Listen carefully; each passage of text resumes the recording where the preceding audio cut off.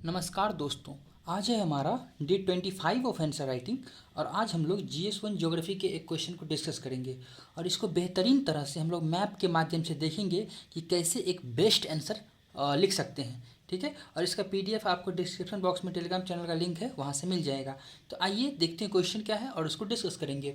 देखिए क्वेश्चन बोलता है कि what are the forces that influence the ocean current. आपको पता होगा कि देखिए जो अर्थ का 3/4 ऑफ द पार्ट है वो ओशियन से भरा हुआ है। ठीक है, तो ओशियन के सरफेस में और ओशियन के इंटीरियर में, ठीक है, जो पूरा वाटर है इसमें पर्टिकुलर करंट फ्लो करता है। ठीक है, तो इन करंट पूरी तरह से फ्लो करता है और ऊपर से नीचे की तरफ करंट जाता है, सरफेस से फ्लो करता है।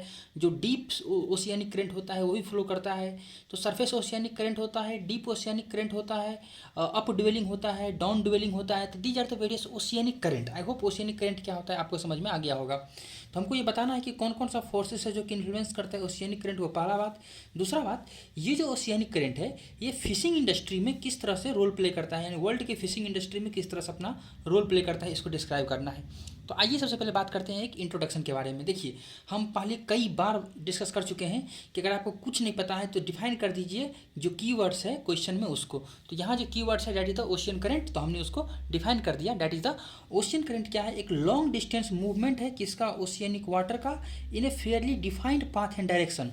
यहाँ पर हमने ये क्यों लिखा fairly defined path and direction, क्योंकि पूरे वर्ल्ड के ओशियंस में जो वेरियस ओशियनिक करंट फ्लो करता है ना वो एक पर्टिकुलर डायरेक्शन में ही फ्लो करता है। ऐसा नहीं कि अभी इधर फ्लो कर रहा है फिर कुछ देर बाद इधर फ्लो कर जाएगा, नहीं, पर्टिकुलर डायरेक्शन में फ्लो करता है। उसके आधार पर उसका अलग अलग नाम पड़ता है, यानी कि कुछ पोल से इक्वेटर की तरफ हो जाएगा तो उसको बोलेंगे कोल्ड करंट, कुछ इक्वेटर से पोल की तरफ जाएगा उसको बोलेंगे वार्म करंट, और बहुत सारा चीज़ है। ठीक है, तो ये इसलिए हमने इसको पहले डिफाइन कर दिया, ओशियनिक करंट और long distance movement of oceanic water in a fairly defined path and directions.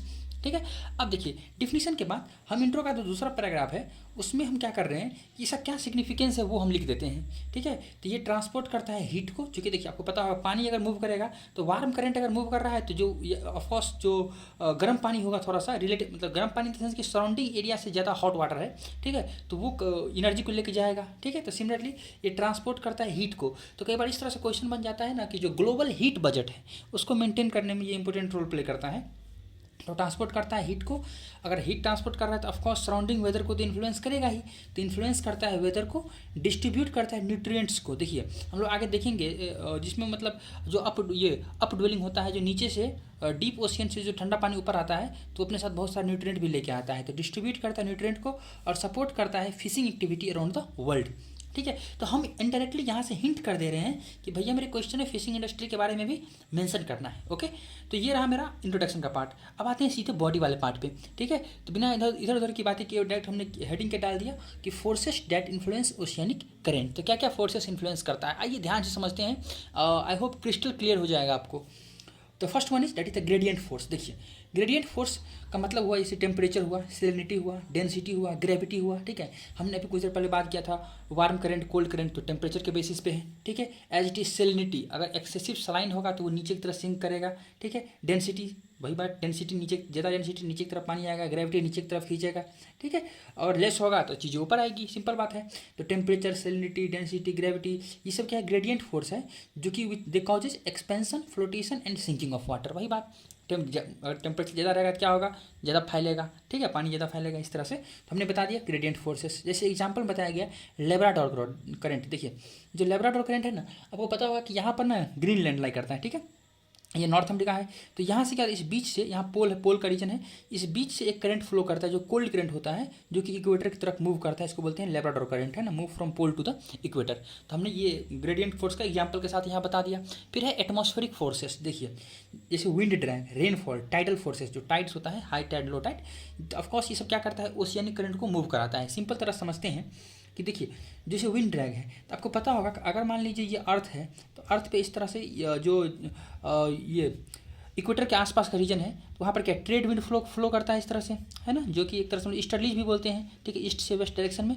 तो ये जो ईस्टर्लीज है, ट्रेड विंड है, ये अपने साथ क्या करते हैं, यहाँ पर ना ओशियन के सरफेस वाटर को मूव कराता है। ठीक है, यानी ओशियनिक करंट फॉर्म करता है। नॉर्थ में जो करता है उसको हम लोग बोलते हैं नॉर्थ इक्वेटोरियल करंट, और साउथ में जो करता है उसको बोलते हैं हम लोग साउथ इक्वेटोरियल करंट। ठीक है। तो भाई हमने बता दिया कि wind drag, rainfall, tidal force move करता है ओशियनिक करंट को। एग्जांपल ट्रेड विंड इक्वेटर पे मूव करता है नॉर्थ इक्वेटोरियल करंट को, हमने एक डायग्राम के माध्यम से बता दिया। ठीक है, ये किस तरह से 0 डिग्री इक्वेटर हो गया, ये विंड हो गया नॉर्थ इक्वेटोरियल करंट, सॉरी ये नॉर्थ इक्वेटोरियल करंट हुआ, ये ट्रेड विंड, इस तरह से हमने बता दिया। आई होप चीज़ें क्लियर हो रही होगी आपको। नेक्स्ट है अर्थ रोटेशनल फोर्सेस। देखिए यहाँ पर दो फैक्टर आता है। एक जो अर्थ रोटेशन है ना, आपको पता होगा कि वेस्ट टू ईस्ट डायरेक्शन में अर्थ रोटेट करता है। ठीक है, जो कि क्या करता है, opposite movement of the oceanic current from the ये ईस्ट टू वेस्ट। देखिए अर्थ का रोटेशन होता है इस तरह से, लेकिन जो ओशियनिक करंट होता है ना, ये इसी अर्थ के रोटेशन के अपोजिट डायरेक्शन में मूव करता है, इसी अर्थ के रोटेशन के कारण। ठीक है, तो वही हमने यहाँ बता दिया। ये देखिए यहाँ पर नॉर्थ साउथ 0 डिग्री, नॉर्थ में क्या होगा, नॉर्थ इक्वेटोरियल करंट, साउथ में क्या होगा, साउथ इक्वेटोरियल करंट, हमने बता दिया north and south equatorial current. ठीक है, आई होप यहाँ तक आपको चीज़ें क्लियर होगी। उसके बाद अर्थ रोटेशन के कारण एक और वेरी इंपॉर्टेंट फोर्स आता है, कोरियलिस फोर्स। देखिए कोरियलिस फोर्स क्या करता है कि डाइवर्ट करता है ओशियनिक करंट को to the right in the northern hemisphere and to the left in the southern hemisphere. देखिए कोरियलिस फोर्स जैसे मतलब देखिए ये इसको राइट की तरफ, ओशियनिक करंट को राइट की तरफ मूव करेगा नॉर्दर्न हेमिस्फीयर में, एंड साउथ की तरफ मूव करेगा सदर्न हेमिस्फीयर में। तो उसको हमने बता दिया। एग्जांपल नॉर्थ अटलांटिक ड्रिफ्ट, इस रीजन में नॉर्थ अटलांटिक ड्रिफ्ट चलता है। ठीक है, तो ये कोरियलिस फोर्स हो गया। चौथा पॉइंट है कि direction, shape and configuration of the coast line. देखिए ये लॉजिकल बात है कि देखिए जैसा कोस्ट लाइन का शेप रहेगा, करंट भी उसी तरह से मूव करेगा।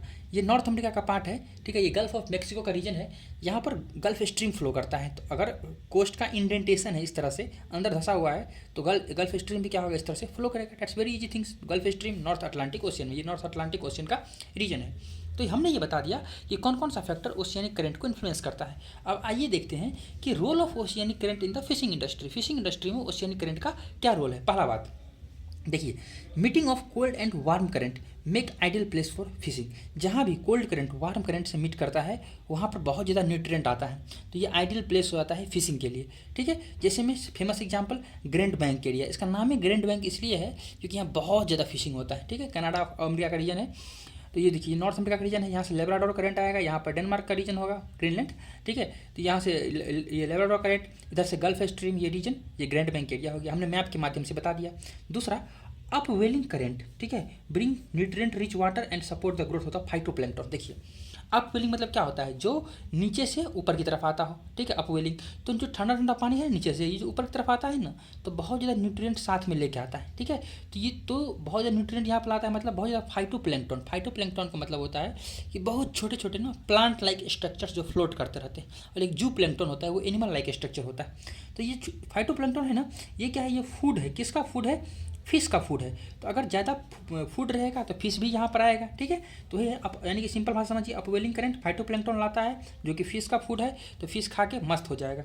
एग्जांपल हमने बता दिया कि वेस्ट कोस्ट ऑफ अफ्रीका और अमेरिका। देखिए ये नॉर्थ अमेरिका साउथ अमेरिका, यहाँ पर चलता है पेरू करंट, कोल्ड करंट है, तो इसके कारण बहुत सारे फिशेस ये न्यूट्रिएंट आता है, तो यहाँ फिशिंग का बेस्ट एरिया हो जाता है। ठीक है, similarly California current north America के वेस्ट में, तो यहाँ फिशिंग बहुत अच्छा होता है। ठीक है, एज इट इज ये अफ्रीका है, अफ्रीका के वेस्ट में बेनगुएला करंट। ठीक है, तो ये वेरियस करंट है जो कि डिसाइड करता है, ये आपको ये फिशिंग इंडस्ट्री को डिसाइड करता है।